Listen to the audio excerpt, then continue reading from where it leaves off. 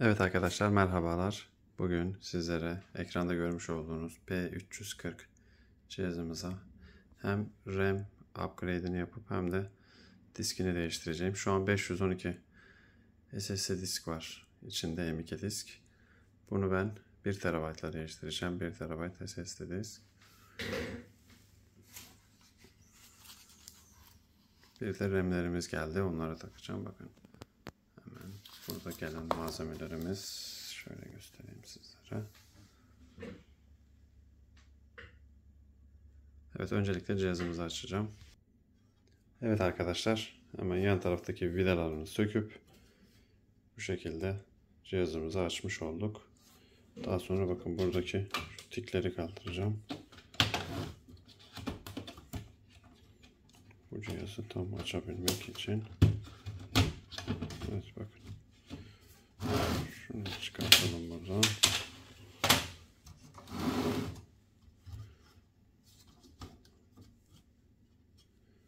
Evet bakın, RAM'imiz şurada. Ben öncelikle şu üst kapağını sökeceğim. Şu kablolarını çıkartmam gerekiyor.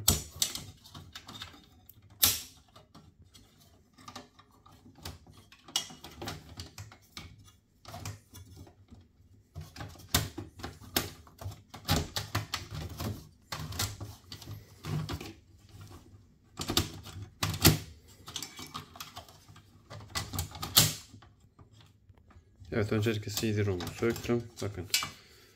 Daha sonra bu şekilde ayrı ayrı söküyoruz. Bakın bu şekilde şu an RAM'in slotuna ulaşmış olduk. Şu an 2 adet 16 artı 16 32 GB RAM var cihazımızda.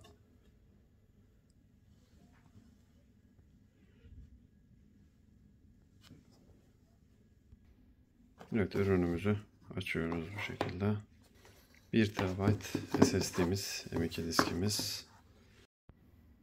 Evet bakın, paket içerisinden bu şekilde M.2 diskimiz çıkmış oldu, 1 TB. Hemen Lenovo P340 modelinde diski nereye takılır ondan da bahsedeyim. Bakın şuradaki siyah, bakın şu çubuk var ya, bunu yukarıya doğru kaldırdığım zaman direkt boşa çıktı diskimiz bu şekilde. Bakın şu an buradan çıkabilir seviyede. Evet. Bakın bu şekilde cihazımızı sökmüş olduk. Tabii cihazımız bayağı bir tozlu. Bunu temizleyip yeni diskimizi takacağım hemen bunun içerisine. Evet bakın, ürünümüz bu şekilde. Evet arkadaşlar, şöyle bir koruması var. Şu teller var ya, bunlar tutuyor. Bunları çıkardıktan sonra M.2'yi çıkartabiliyorsunuz. Bilginiz olsun. Evet bakın. Evet bakın. Eski diskimiz burada. Bunu söktüm. Bu aparattan çıkardım bakın. Yenisi de bu. Şimdi temizledikten sonra yeni diske takacağım. Evet arkadaşlar, birinci RAM'i çıkardım. Diğerine takacağım. Diğer RAM'i de çıkarıp aynı işlemi tekrar edeceğiz. Evet bakın, bu şekilde toplam 64 GB yapmış olduk cihazımızı. Evet arkadaşlar, cihazımızı bu şekilde topladıktan sonra bakın hazır hale getirmiş oldum. Şimdi cihazımıza gördüğünüz gibi Windows işletim sistemi flash'ını, ISO dosyasını attım flash'a. Şimdi direkt flash'tan başlatacağım cihazımıza. Evet bakın, şu an cihazımız açılıyor yeni haliyle. 1 TB SSD M.2 SSD diskimiz var. Toplam 64 GB'da RAM'imiz olmuş oldu. F12 ile direkt hızlı başlatıyorum cihazı.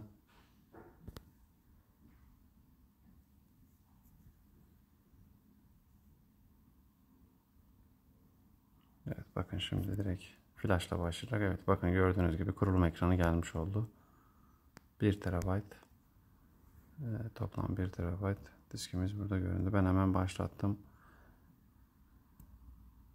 Aslında buraları durduruyorum vaktinizi almamak için ama bakın zaten çok hızlı kuruyor cihazı. Evet bakın orayı hızlı geçtim. Şu an hazırlanıyor ekranı geldi cihazımızda. Yani toplamda 3-4 dakikaya işletim sistemini kurmuş oldu. Biz tabi diğer adımları yapmış olduk cihaz ismini. Evet bakın burada yanımda kablo olmadığı için, Ethernet kablosu olmadığı için direkt bu wireless adaptörden wireless'a bağlayacağım cihazı. Bütün kurulumlarını o şekilde yapacağım. Bakın bu şekilde cihazımız şu an wireless'a bağlanmış oldu.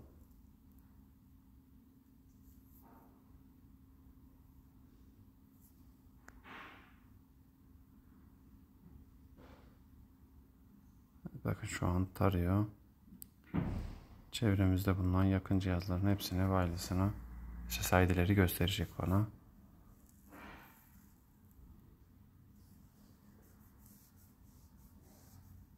Evet. Şu an ekranımda SSID'leri gördüm. Bağlı olduğum SSID'ye hemen giriş yaptım. Evet bakın burada cihazımız şu an güncelleştirmeleri almaya başladı. Evet bu şekilde hazırlamış olduk cihazı.